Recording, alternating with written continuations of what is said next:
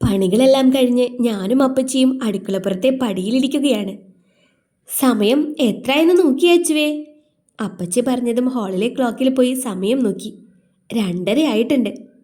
ഈ നേരായോ? ആ ചെക്കൻ ഒന്നും കഴിച്ചിട്ടില്ല. മോളെ, നീ അവനെ ഒന്ന് വിളിച്ചിട്ട് വായോ, ഞാൻ കഴിക്കാൻ എന്തെങ്കിലും എടുക്കാം. അതും പറഞ്ഞ് അപ്പച്ചി എഴുന്നേറ്റ് അടുക്കളയിലേക്ക് കയറി. കയ്യിലിരുന്ന ചിപ്സിൻ്റെ ചെപ്പ് അടുക്കള സ്ലാബിൽ വെച്ചുകൊണ്ട് കിച്ചേട്ടൻ്റെ മുറിയിലേക്ക് നടന്നു. വാതിൽ കുറ്റിയിട്ടിട്ടില്ല, അതുകൊണ്ട് കുഴപ്പമില്ല. നോക്ക് ചെയ്ത് അകത്തേക്ക് കയറി. അകത്ത് കയറിയതും ദാ ബെഡിൽ കിടക്കുന്ന കിച്ചേട്ടൻ. കുറച്ചു നേരം അങ്ങനെ നോക്കി നിന്നു. വല്ലാത്തൊരു ചേല്. ഷർട്ട് അഴിച്ചിട്ടിട്ടാണ് കിടക്കുന്നത്. അഴിച്ച ഷർട്ട് ബെഡിൽ മൂലയിൽ കിടക്കുന്നുണ്ട്. ആളെ തൊടാതെ കൈയെത്തിച്ച് ആ ഷർട്ട് കയ്യിലെടുത്തു. പിന്നെ പതുക്കെ അതെടുത്ത് മുഖത്തോട് ചേർത്തു. കിച്ചേട്ടൻ്റെ ഗന്ധം, വില കൂടിയ പെർഫ്യൂമിൻ്റെയും കിച്ചേട്ടൻ്റെയും വിയർപ്പിൻ്റെയും ഒത്തുചേർന്ന ഗന്ധം, മനം മടുപ്പിക്കുന്ന ഒരു സുഗന്ധം. ആ ഷർട്ട് മൂക്കിനോട് ചേർത്ത് വെച്ച് കുറേ നേരം നിന്നു.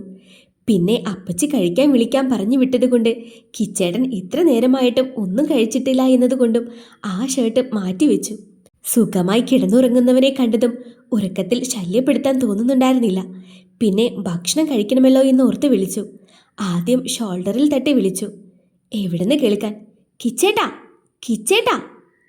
ഒന്നുകൂടെ ഉറക്കെ തട്ടിയൊന്ന് വിളിച്ചു. കിച്ചേട്ടാ, കിച്ചേട്ടാ. കിച്ചേട്ടൻ്റെ പുറത്ത് തട്ടിക്കൊണ്ട് അച്ചു വീണ്ടും വിളിച്ചു. അവൻ എഴുന്നേൽക്കുന്നില്ലെന്ന് കണ്ടതും അച്ചുവിന് ദേഷ്യം വന്നു. കിച്ചേട്ടാ. കിച്ചേട്ടൻ്റെ ഷോൾഡറിൽ ശക്തമായി ഒന്ന് ഇടിച്ചുകൊണ്ട് വിളിച്ചു. കുറച്ചു നേരം കൂടെ പ്ലീസ്. അതും പറഞ്ഞ് കമിഴ്ന്ന് കിടക്കുന്നവനെ നോക്കി അച്ചു കുറേ നേരം നിന്നു. പിന്നെ രണ്ടും കലിപ്പിച്ച് വിളിക്കാൻ തുടങ്ങി. കുറേ നേരത്തെ വിളിക്കൊടുവിൽ കിച്ചു പതിയെ കണ്ണു തുറന്നു. മുന്നിൽ നിൽക്കുന്ന അച്ചുവിനെ കണ്ടതും അവൻ്റെ കണ്ണിൽ അമ്പരപ്പ് നിറഞ്ഞു. നീ എന്താ ഇവിടെ? ഉറക്കത്തിൻ്റെ ക്ഷീണം അവൻ്റെ മുഖത്ത് നിന്ന് മാറിയിട്ടില്ല. ഞാൻ അപ്പച്ചി പറഞ്ഞിട്ട് വിളിക്കാൻ വന്നതാ. എന്താ കാര്യം? 2:30 ആയി, ഭക്ഷണം കഴിക്കാൻ. അച്ചു അതും പറഞ്ഞപ്പോഴാണ് താൻ ഇതുവരെയും ഒന്നും കഴിച്ചിട്ടില്ല എന്നത് അവൻ ഓർത്തത്. ഞാനിപ്പോൾ വരാം. അത് കേട്ടതും അച്ചു അടുക്കളയിലേക്ക് നടന്നു. കിച്ചു എഴുന്നേറ്റിരുന്നു. ഇങ്ങനെയാണോ ഞാൻ ഇരുന്നേ? ഷർട്ടിടാത്ത തൻ്റെ ദേഹത്തേക്ക് നോക്കി അവൻ പറഞ്ഞു. പിന്നെ എഴുന്നേറ്റ് കബോർഡിൽ നിന്നും ഒരു ബനിയനും എടുത്തിട്ട് ഹാളിലേക്ക് ചെന്നു. നിനക്കെന്തേ വയ്യേ? ഇത്ര നേരം നീ ഉറങ്ങാറില്ലല്ലോ. അവനെ കണ്ടതും പ്ലേറ്റിലേക്ക് ഭക്ഷണം വിളമ്പിക്കൊണ്ട് ഗീത ചോദിച്ചു. വയ്യായിക്കൊന്നുമില്ല അമ്മേ, വെറുതെ കിടന്നതാ, ഉറങ്ങിപ്പോയി. പറയുന്നതിൻ്റെ ഇടയ്ക്ക് അവൻ്റെ കണ്ണ് അമ്മയ്ക്കരികിൽ നിൽക്കുന്നവളിലേക്ക് പോയി. അപ്പച്ചി ഒന്നും കഴിച്ചില്ലല്ലോ, ഇരിക്കേ. നിർബന്ധിച്ച് ഗീതയെ കിച്ചുവിൻ്റെ അടുത്തായി ഇരുത്തി അച്ചു. ശേഷം ചോറും സാമ്പാറും പപ്പടവും അച്ചാറും വിളമ്പിക്കൊടുത്തു. ഒപ്പം കുറച്ച് അച്ചാർ കിച്ചുവിൻ്റെ പ്ലേറ്റിലേക്ക് ഇട്ടുകൊടുത്തു. നീ കഴിച്ചോ? അച്ചുവിനെ നോക്കി കിച്ചു ചോദിച്ചു. ഞാൻ നേരത്തെ തന്നെ കഴിച്ചു. അതും പറഞ്ഞ് അവനെ നോക്കി ചിരിച്ചു കാണിച്ചു. മനസ്സിൽ അവൻ തന്നോട് സംസാരിച്ചതിൽ ഒത്തിരി സന്തോഷം തോന്നി. അത് അവളുടെ മുഖത്ത് നിന്നും കിച്ചു വായിച്ചെടുക്കുകയും ചെയ്തു. സോഫയിലേക്ക് ഇരിക്കാൻ പോയ അച്ചുവിനെ ഗീത അടുത്തുള്ള കസേരയിൽ പിടിച്ചിരുത്തി. ഒപ്പം ചോറ് ഉരുളയായി അവളുടെ വായിൽ വെച്ച് കൊടുത്തു. ഇത് സ്ഥിരമാണ്, അതുകൊണ്ട് അച്ചു അത് വാങ്ങിക്കഴിച്ചു. അവളെ ഊട്ടിക്കഴിഞ്ഞാണ് ഗീത കഴിക്കാനിരുന്നത്. അപ്പോഴേക്കും കിച്ചു കഴിച്ച് എഴുന്നേറ്റു. അവനൊരു അത്ഭുതമായിരുന്നു തൻ്റെ അമ്മ അവളെ സ്നേഹിക്കുന്നത്. തങ്ങൾക്ക് പോലും വാശി പിടിച്ചാൽ മാത്രമേ ഭക്ഷണം വാരി തരാറുള്ളൂ എന്ന് അവൻ ഓർത്തു. അവനിൽ പതിയുകയായിരുന്നു അച്ചു തൻ്റെ അമ്മയ്ക്ക് എത്രത്തോളം പ്രിയപ്പെട്ടവളാണെന്ന്. ഒരുപക്ഷെ തങ്ങളേക്കാൾ സ്ഥാനം അമ്മയുടെ മനസ്സിൽ അവൾക്കാണെന്ന് അവൻ ഉറപ്പിക്കുകയായിരുന്നു. മനസ്സിൽ ഒരു തീരുമാനം കുറിക്കുകയും ചെയ്തു. വൈകുന്നേരമായപ്പോഴേക്കും കണ്ണൻ വന്നു. കണ്ണനും അച്ചുവിനെ ശ്രദ്ധിച്ചു തുടങ്ങി. കിച്ചുവിനോടുള്ള സമീപനം തന്നെ. എന്താ നിന്റെ മനസ്സിലെ? ഉമ്മറത്ത് അച്ചുവിനെ തന്നെ നോക്കിയിരിക്കുന്ന കിച്ചുവിനെ നോക്കിക്കൊണ്ട് കണ്ണൻ ചോദിച്ചു.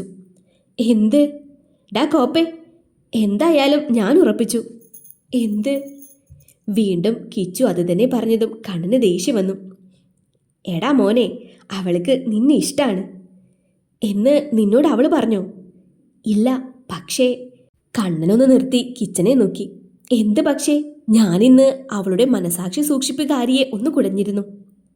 മനസ്സിലാവുന്ന ഭാഷയിൽ പറയടാ നാറി. എടാ, ഞാനിന്ന് ലച്ചുവിനെ കണ്ടിരുന്നു. അച്ചു ആണേൽ എന്തുണ്ടായാലും പറയുന്നത് ഒന്ന് ലച്ചുവിനോടും രണ്ടവളുടെ ഡയറിയോടുമാണ്. ലച്ചു എന്താ പറഞ്ഞേ? കിച്ചുവിൽ ആകാംക്ഷ നിറഞ്ഞു. അവൾക്ക് നിന്നോട് ക്രഷാണെന്ന്, സ്പാർക്കാണെന്ന്. നീ അടുത്ത് വരുമ്പോൾ വല്ലാത്ത വെപ്രാളമാണെന്ന്. കണ്ണൻ വല്ലാത്തൊരു എക്സ്പ്രഷൻ ഇട്ടുകൊണ്ട് പറഞ്ഞു. ശരിക്കും? ആണടാ. ഇതിൻ്റെയൊക്കെ അർത്ഥം എന്തുവാ? അവൾക്ക് നിന്നോട് പ്രണയം തുടങ്ങിയെന്ന്. പക്ഷേ അതൊരു കൊച്ചു കുട്ടിയല്ലേടാ. കിച്ചുവിൽ വിഷമം ഉടലെടുത്തു. ഹേയ്, അത് നോക്കരുത്. നീയും അവളും തമ്മിലുള്ള ഏജ് ഡിഫറൻസ് എന്ന് പറയാനാണേൽ അത് വേണ്ട മോനെ. അവൾക്കിപ്പോൾ 15, നിനക്ക് 22. 7 വയസ്സിന് ഡിഫറൻസ് ഉള്ളൂ. അതിനും ഡിഫറൻസ് ഉള്ളവർ പ്രേമിക്കുന്നില്ലേ, വിവാഹം കഴിക്കുന്നില്ലേ, ജീവിക്കുന്നില്ലേ? ഉദാഹരണത്തിന് നമ്മുടെ വിശാലേട്ടനെയും ശരണ്യയും നോക്കിക്കേ. ഏട്ടനിപ്പോൾ 36, അവൾക്കൊരു 22. 13 വയസ്സിന് ഡിഫറൻസ് ഉണ്ട്. എന്നിട്ടും അവരുടെ ലൈഫ് എന്ത് കളറായിട്ടാണ് പോകുന്നത്? അതുപോലൊരു കപ്പിൾസിനെ കണ്ടിട്ട് പോലും ഉണ്ടാവില്ല നമ്മുടെ ഫാമിലിയിൽ. അതുകൊണ്ട് ഏജ് ഡിഫറൻസ് ഒന്നും കാര്യമേ അല്ല. പിന്നെ അത് കൊച്ചു കുട്ടിയാണെന്നൊന്നും പറയണ്ട. വാ തുറന്നാൽ PG ആണ്, PG. അതൊരു പാവാണെടാ. നിന്റെ കോൺസെപ്റ്റിലുള്ളൊരു കൊച്ചു തന്നെയാവും അത്. പിന്നെ കണ്ണനൊന്ന് നിർത്തിയതും കിച്ചു അവനെ നോക്കി. ഇനി എന്താണെന്ന രീതിയിൽ. പിന്നെ അതിന് ബുദ്ധി അല്പം കുറവുള്ളതാ. അതുകൊണ്ട് മര്യാദയ്ക്ക് നോക്കിക്കോണം. പിന്നെ അവളെ വേദനിപ്പിച്ച കൊല്ലും പന്നി നിന്നെ. കളിയോടെയാണ് അവൻ പറഞ്ഞത് എങ്കിലും അതിലെ ഗൗരവം കിച്ചു തിരിച്ചറിഞ്ഞിരുന്നു. അവൻ പിന്നീട് ഒന്നും പറഞ്ഞില്ല, മൗനമായിരുന്നു. അവളോട് തൻ്റെ ഉള്ളിലുള്ളത് എന്താണെന്നറിയാതെ. നീ എന്തായാലും നന്നായൊന്ന് ആലോചിക്ക്. അതിൻ്റെ മനസ്സും അറിയണല്ലോ. അതും പറഞ്ഞ് കണ്ണൻ അകത്തേക്ക് പോയി. അപ്പോഴും അവൻ്റെ നോട്ടം അവൻ്റെ അമ്മയോട് എന്തോ പറഞ്ഞ് ചിരിക്കുന്നവളിലായിരുന്നു. എന്തിനോ മനസ്സ് അസ്വസ്ഥമായത് അവൻ അറിഞ്ഞു. അമ്മ വരാറായി എന്ന് തോന്നിയതും അച്ചു അപ്പച്ചിയോട് പറഞ്ഞ് വീട്ടിലേക്കോടി. വീട്ടിലേക്ക് കയറിയതും തിരിഞ്ഞ് ഒരു നോട്ടം നോക്കി. ഉമ്മറത്തെ പടിയിലിരിക്കുന്ന കിച്ചുവിനെ കണ്ടതും ചുണ്ടിൽ മനോഹരമായൊരു പുഞ്ചിരി തത്തിക്കളിച്ചു. അത് കൃത്യമായി ജനലിലൂടെ കിച്ചു കാണുകയും ചെയ്തു. ശരിക്കും അവളെന്നെ പ്രേമിക്കുന്നുണ്ടോ? വീണ്ടും അവൻ്റെ മനസ്സ് അസ്വസ്ഥമായി. പിന്നീട് ബൈക്കും എടുത്ത് പുറത്തേക്ക് പോയി. അന്നത്തെ ദിവസം ഡയറിയിലേക്ക് പകർത്തുമ്പോൾ അവളുടെ ചുണ്ടിൽ ഒരു പുഞ്ചിരി വിരിഞ്ഞു. ഇന്ന് ക്ലാസ് ഇല്ലാത്തത് കൊണ്ട് നല്ല രസമായിരുന്നു. അമ്മയുമില്ല. ഞാൻ ഇന്നത്തെ ദിവസം മുഴുവനും അപ്പച്ചിയുടെ അടുത്തായിരുന്നു. കിച്ചേട്ടനും അവിടെ ഉണ്ടായിരുന്നു. ആളെ വിളിക്കാൻ ആളുടെ മുറിയിലേക്ക് ചെല്ലുമ്പോൾ നല്ല ഉറക്കത്തിലായിരുന്നു കിച്ചേട്ടൻ.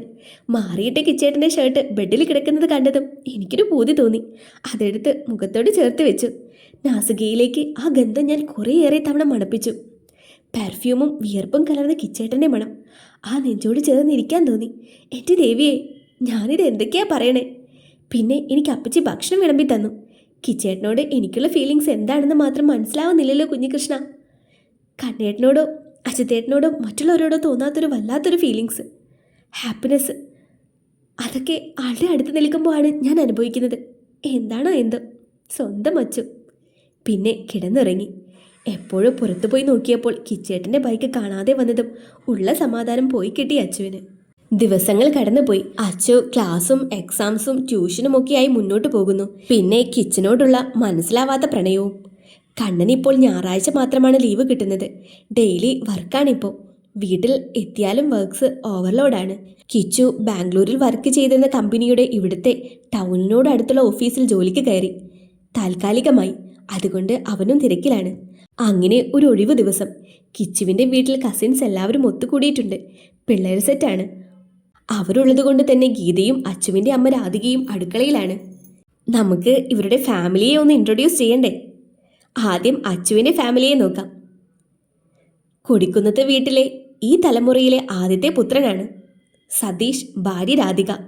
മക്കൾ 2 പേര്, അഞ്ജലി എന്ന അഞ്ജുവും ആര്യ എന്ന അച്ചുവും. അഞ്ജു +2 വിദ്യാർത്ഥിനിയാണ്. അച്ചു ഇപ്പോൾ 10ാം ക്ലാസ് വിദ്യാർത്ഥിനിയും. സന്ദീപ് ആള് മാരീഡ് അല്ല. ഇപ്പോൾ തറവാട്ടിൽ ആളും അമ്മമ്മ കാർത്തിയാനിയുമാണ് താമസിക്കുന്നത്. ഇനി കിച്ചുവിൻ്റെ ഫാമിലിയെ ഇൻട്രൊഡ്യൂസ് ചെയ്യാം. അച്ചുവിൻ്റെ അച്ഛൻ്റെ ബന്ധത്തിലുള്ളതാണ് കിച്ചുവിൻ്റെ അമ്മ. കൺഫ്യൂഷൻ ആവരുത് കേട്ടോ.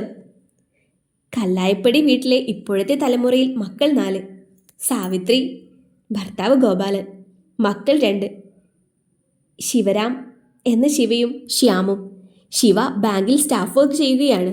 Shyam degree 2nd year student ആണ്. BCom ഫിനാൻസ് ആണ്. മാധവ്, ഭാര്യ ഗീത. മക്കൾ 2, നിതിൻ എന്ന കണ്ണനും നിഖിൽ എന്ന കിച്ചുവും. കണ്ണൻ IT മേഖലയിലുള്ളൊരു കമ്പനിയിൽ വർക്ക് ചെയ്യുന്നു. കിച്ചു ഫിനാൻസ് കമ്പനിയിൽ വർക്ക് ചെയ്യുന്നു. ജയദേവ്, ഭാര്യ സീത. മക്കൾ 4, അജിത്ത്, പ്രണവ്, മീനാക്ഷി എന്ന മീനുവും ആദിലക്ഷ്മി എന്ന ലച്ചുവും. അജിത്ത് ഒട്ടുമിക്ക വീടുകളിലും കാണുന്നത് പോലെ പഠിത്തം കഴിഞ്ഞ് സപ്ലി അടിച്ച് ജോലിയില്ലാതെ നടക്കുന്നു. പ്രണവ് എറണാകുളത്ത് ഒരു ഹോസ്പിറ്റലിൽ പീഡിയാട്രിഷ്യനായി വർക്ക് ചെയ്യുന്നു. മീനു ഡിഗ്രി ഫസ്റ്റ് ഇയർ വിദ്യാർത്ഥിനിയാണ്. ലച്ചു 10ാം ക്ലാസ്സിലും. ഇനി സുശീല, ഭർത്താവ് ബാലൻ, മക്കൾ 3. ഗിരീഷ് എന്ന ഗിരിയും ഗോപിക എന്ന ഗോപുവും ഗൗരി എന്ന അമ്മുവും. ഗിരി ഒരു പ്രസ്സിലാണ് വർക്ക് ചെയ്യുന്നത്. ഗോപു PG ചെയ്യുന്നു. അമ്മു +2 കൊമേഴ്സ് വിദ്യാർത്ഥിനിയാണ്. ഇത്രയും പേരാണ് ഫാമിലിയിൽ ഇമ്പോർട്ടൻ്റ് ആയിട്ടുള്ളവർ. ഇനി നമുക്ക് കഥയിലേക്ക് വരാം. എല്ലാവരും ഒത്തുചേർന്നിട്ടുള്ളത് കൊണ്ട് തന്നെ തിരക്കും ബഹളവുമാണ് വീട്ടിൽ. കണ്ണനും കിച്ചുവും ഗിരിയും ശിവയും ശ്യാമും അജിത്തും പ്രണവും കിച്ചുവിൻ്റെ മുറിയിൽ ഓരോരോ ചർച്ചകളിലാണ്. അച്ചുവും ലച്ചുവും അഞ്ജുവും ഗോപുവും അമ്മുവും മാളുവും കണ്ണൻ്റെ മുറിയിൽ ഇരിക്കുകയാണ്. ഗോപുവും മാളുവും ബെഡിലിരുന്ന് എന്തോ കാര്യമായ ചർച്ചയിലാണ്. അഞ്ജുവും അമ്മുവും ഫോണിൽ എന്തോ നോക്കിയിരിപ്പുണ്ട്. ലച്ചുവും അച്ചുവും താഴെ ചുമരിനോട് ചേർന്നിരിക്കുകയാണ്. ബാക്കിയുള്ളവരിൽ നിന്ന് അല്പം നീങ്ങിയാണ് രണ്ടും ഇരിക്കുന്നത്. എന്താണ് മോളെ ശരിക്കും നിന്റെ പ്രശ്നം? കുറേ നേരമായി എന്തോ ആലോചിച്ചിരിക്കുന്ന അച്ചുവിനെ നോക്കിക്കൊണ്ട് ലച്ചു ചോദിച്ചു. എടി ഞാനൊരു കാര്യം ചോദിക്കട്ടെ? നഖം കടിച്ച് പറയാൻ ബുദ്ധിമുട്ടുന്നവളെ നോക്കിയിരുന്നു ലച്ചു. എന്താ മോളെ? എടി അത് നമുക്കൊരാളോട് പ്രണയം തോന്നുന്നത് എങ്ങനെയാ? അച്ചു ചോദിച്ചതും ലച്ചു ഞെട്ടി പണ്ടാരം അടങ്ങിയിരുന്നു. എന്താണ് മോളെ, ആരേലും മനസ്സിൽ കുരുങ്ങിയോ? അർത്ഥം വെച്ചുള്ള ലച്ചുവിൻ്റെ നോട്ടത്തിലും ചോദ്യത്തിലും അച്ചു ഒന്ന് പതറി. നീ ഞാൻ ചോദിച്ചതിനുള്ള ഉത്തരം തായോ ആദ്യം. അതിപ്പോ ഞാനെങ്ങനെയാ പറയാ? എനിക്ക് മുൻപ് പ്രേമിച്ചിട്ടുള്ള എക്സ്പീരിയൻസ് ഇല്ല. നിന്നോടൊക്കെ ചോദിക്കാൻ വന്ന എന്നെ മടലെടുത്ത് അടിക്കണം. അതും പറഞ്ഞ് ഇരുന്നിടത്ത് നിന്നും എഴുന്നേറ്റ് പുറത്തേക്ക് പോയി. അവൾ പോകുന്നത് നോക്കി ലച്ചിരുന്നു. ശേഷം പുറത്തേക്കിറങ്ങി. കുറേ നേരം നോക്കി നടന്നു അവസാനം അവളുടെ വീട്ടിലാണ് കൊച്ചിനെ കണ്ടു കിട്ടിയത്. അച്ചുമോ? ബെഡിലിരിക്കുന്ന അച്ചുവിനരികിൽ ലച്ചുവും ഇരുന്നു. ഇനി പറയ്, എന്തോന്നാ കാര്യം? ഈ പ്രണയം എന്ന് പറയുന്നത് നമ്മുടെ ഉറക്കം നഷ്ടപ്പെടുത്തുമോ ലച്ചു? അച്ചു ചോദിച്ചതും ലച്ചു ഒന്ന് അമ്പരന്നു.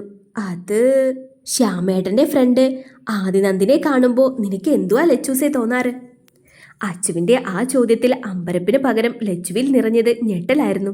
അച്ചു, ആദിയേട്ടനെ കാണുമ്പോഴുള്ള നിന്റെ കണ്ണിലെ പിടപ്പ്, നെഞ്ചിലെ ഇടിമുഴക്കം, ആദിയേട്ടൻ അടുത്തൂടെ പോകുമ്പോൾ നിന്നിൽ നിന്ന് ഉതിരുന്ന വിറയൽ, ആ മുഖത്ത് നോക്കുമ്പോഴുള്ള നിന്റെ അതരത്തിലെ പുഞ്ചിരി, അതെല്ലാം നിനക്ക് ആദിയേട്ടനുള്ള പ്രണയാണോ? ശ്യാമേട്ടനെ പോലെയാണോ നിനക്ക് ആദിയേട്ടൻ? പറയ്. അച്ചുവിൻ്റെ വാക്കുകളിൽ ഞെട്ടൽ ഉളവാക്കിയെങ്കിലും പിന്നീട് ചുണ്ടിലൊരു പുഞ്ചിരി തത്തിക്കളിച്ചു ലച്ചുവിൻ്റെ. ആദിയേട്ടൻ ഒരിക്കലും എനിക്ക് ശ്യാമേട്ടനെ പോലെയല്ല. ശ്യാമേട്ടൻ എൻ്റെ ഏട്ടനാണ്. പക്ഷെ ആദിയേട്ടൻ അറിയില്ല. ആദിയേട്ടനോടുള്ള എൻ്റെ ഫീലിങ്സ് പ്രണയമാണെന്ന് പറയാനാണ് എനിക്കിഷ്ടം. ആളെ കാണുമ്പോൾ അറിയാതെ ചുണ്ടിലൊരു പുഞ്ചിരി വിരിയും. അടുത്തുകൂടെ പോകുമ്പോൾ ദേഹമൊട്ടാകെ വിറയ്ക്കും. കുളിര് കയറുന്നത് പോലെ നെഞ്ച് വല്ലാതെ കുതിക്കും. അതെ, എനിക്ക് പ്രണയമാണ് ആദിയേട്ടനോട്. ലച്ചുവിൻ്റെ വാക്കുകളിൽ അച്ചുവിലും ഒരു ചിരി ഉണർത്തി. ഞാനൊരു കാര്യം ചോദിക്കട്ടെ അച്ചു? നിനക്ക് പ്രണയമാണോ കിച്ചേട്ടനോട്? ലച്ചുവിൻ്റെ ചോദ്യത്തിൽ ആകെ കുളിര് കയറുന്നത് പോലെ തോന്നി അച്ചുവിന്. മനസ്സിങ്ങനെ വിങ്ങിപ്പൊട്ടുന്നത് പോലെ, സന്തോഷം വന്നു നിറയുന്നത് പോലെ. പറയേ അച്ചുവേ.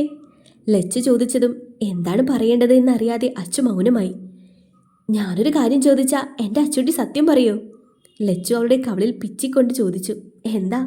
സംശയത്തോടെ അച്ചു ലച്ചുവിനെ നോക്കി. അത് കണ്ടതും. നിനക്ക് കിച്ചേട്ടനോട് എന്താ തോന്നുന്നേ? I mean feelings. അച്ചു പെട്ടെന്ന് കണ്ണുകൾ ഇറുക്കി അടച്ചു. പിന്നെ കണ്ണു തുറന്ന് ലച്ചുവിനെ നോക്കി. ചിരിയോടെ ചിരിക്കുകയാണ് അവൾ. ലച്ചു, പറയടി, എന്നോടല്ലേ? ലച്ചു അത് പറഞ്ഞതും അച്ചു പറഞ്ഞു തുടങ്ങി. എനിക്കറിയില്ല ലച്ചു, കിച്ചേട്ടനോട് എനിക്കുള്ള ഫീലിങ്സ് എന്താണെന്ന്. പക്ഷേ കണ്ണേട്ടനോടോ അജിത്തേട്ടനോടോ ആരോടും തോന്നാത്തൊരു പ്രത്യേക ഇഷ്ടം. എന്താ പറയാ, ആളോടൊപ്പം ഇരിക്കാൻ എനിക്കിഷ്ടമാണ്. ആളോടൊപ്പം നടക്കാൻ ഇഷ്ടമാണ്. ആളോടൊപ്പം യാത്ര ചെയ്യാൻ ഇഷ്ടമാണ്. എനിക്ക് വെറുതെ ആളെ ഒന്ന് നോക്കിയിരിക്കാൻ വരെ എനിക്ക് ഒത്തിരി ഇഷ്ടമാണ്. പിന്നെ ആളുടെ ഒപ്പം ബൈക്കിൽ പോയപ്പോൾ, അന്ന് കാറിൽ പോയപ്പോൾ വല്ലാത്തൊരിഷ്ടം, സന്തോഷം, എല്ലാം എനിക്ക് തോന്നില്ലേച്ചു. പിന്നെ ആളെയൊന്ന് കാണാതായ മനസ്സിലൊരു വിങ്ങൽ. പിന്നെ ആളെ കാണാൻ വേണ്ടിയാണ് ഞാനിപ്പോൾ അപ്പച്ചിയുടെ അടുത്തേക്ക് ഓടിപ്പോകുന്നത്. മുൻപ് അപ്പച്ചിയെയും അമ്മാവനെയും കണ്ണേട്ടനെയും കാണാനും കുറുമ്പ് കാണിക്കാനും വേണ്ടി അങ്ങോട്ട് പോയിരുന്ന ഞാൻ ഇപ്പം അങ്ങോട്ട് പോകുന്നത് കിച്ചേട്ടനെ കാണാൻ വേണ്ടിയിട്ടാണ്. അറിയില്ല ലച്ചു, എനിക്ക് പ്രണയമോ അതോ വെറുമൊരു അട്രാക്ഷനാണോ? എനിക്കതൊന്നും മനസ്സിലാവുന്നില്ല ലച്ചു. അച്ചുവിൻ്റെ നെഞ്ചൊന്ന് പിടച്ചു. ലച്ചു നോക്കിക്കാണുകയായിരുന്നു അവളുടെ വാക്കുകൾ. വാക്കിലെ സന്തോഷം, ഇന്ന് വരെ താൻ കാണാത്തൊരു ഭാവം. ഈ കുറഞ്ഞ ദിവസങ്ങളിൽ കിച്ചേട്ടൻ അവളുടെ ഉള്ളിൽ ഇത്രയും പതിഞ്ഞു. അച്ചുവേ, ഞാനൊരു കാര്യം പറയട്ടെ. ശരിക്കും നീ കിച്ചേട്ടനെ പ്രണയിക്കുന്നുണ്ട്. അത് നിനക്ക് മനസ്സിലാവുന്നില്ലെന്ന് മാത്രം. അത് ഒരു നാൾ നീ മനസ്സിലാക്കും. അന്ന് നീ നിന്റെ പ്രണയം ഏട്ടനോട് തുറന്നു പറയണം, കേട്ടല്ലോ? അവളുടെ മൂക്കിൻ തുമ്പിൽ ലച്ചു തട്ടിക്കൊണ്ട് പറഞ്ഞു. കിച്ചേട്ടന് എന്നെ ഇഷ്ടമല്ലെങ്കിലോ? എന്നെ നിന്നെപ്പോലെയാണ് കാണുന്നതെങ്കിലോ? അച്ചുവിൻ്റെ ശബ്ദമൊന്ന് പതുങ്ങിപ്പോയത് ലച്ചു ശ്രദ്ധിച്ചു. ഏയ്, എനിക്കങ്ങനെ തോന്നുന്നില്ല. കിച്ചേട്ടൻ എന്നോട് കാണിക്കുന്ന പെങ്ങളോടുള്ള അടുപ്പം നിന്നോട് കാണിക്കുന്നത് എനിക്ക് തോന്നിയിട്ടില്ല. ആ കണ്ണിൽ അങ്ങനെയൊരു ഭാവം കണ്ടിട്ടില്ല. പിന്നെ നീ അങ്ങേരുടെ മുറപ്പെണ്ണല്ലയോടി. ഏട്ടൻ നിന്റെ മുറച്ചെറുക്കനും. ഒറ്റക്കണ്ണിറുക്കിക്കൊണ്ട് ലച്ചു പറഞ്ഞതും വരണ്ടു നിന്ന ആ അധരങ്ങളിൽ ഒരു പുഞ്ചിരി തൂക്കി. എന്നാൽ ഇതെല്ലാം പുറത്തുനിന്ന് കേട്ട കിച്ചുവും കണ്ണൻ്റെയും കിളി പോയില്ലെന്നേയുള്ളൂ. കിച്ചുവിന് മനസ്സിലൊരു സന്തോഷം നിറയുന്നത് പോലെ തോന്നി. ഒപ്പം അധരങ്ങളിൽ ഒരു പുഞ്ചിരിയും.